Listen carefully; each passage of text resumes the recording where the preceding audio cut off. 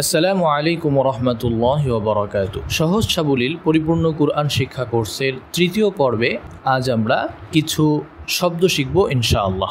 ইতিপূর্বে আমরা হরফ শিখেছি এবং জবর জের পেশ অর্থাৎ হরকত শিখেছি।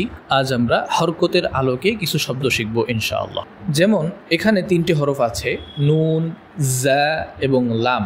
তো আমরা বানান করি, নুন জবর না, জা জবর জা, নাজা, লাম জবর লা, নাজালা। আলহামদুলিল্লাহ। যদি মাঝখানের হরফটিতে জের দিয়ে দেই তাহলে নুন জবর না, জা জের জি, নাজি, লাম জবর লা, নাজিলা।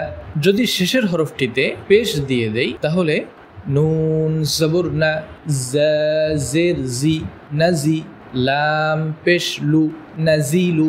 আরেকটি শব্দ শিখি, সিন জবর সা, জিম জবর জা, সাজা, দাল জবর দা, সাজাদা।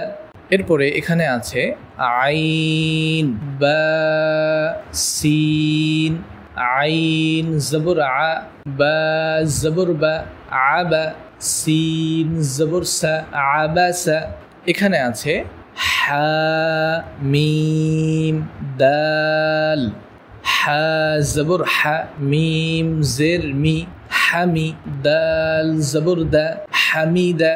আলহামদুলিল্লাহ। এখানে রয়েছে খ জবর খ, শিন জের শি, খশি, ইয়া জবর ইয়া, খশিয়া, হামজাহ জবর আ, দাল জের দি, আদি, নুন জবর না, আদিনা, কফ পেশ কু, তা জের তি, উতি, লাম জবর লা, উতিলা, দাল পেশ দু, ফা জের ফি, দুফি, আইন জবর আ, দুফি আ, নুন জবর না, জ জবর জ, নজ, র পেশ রু, নজরু, হামজাহ জবর আ, মিম জের মি, আমি, নুন জবর না, আমিনা।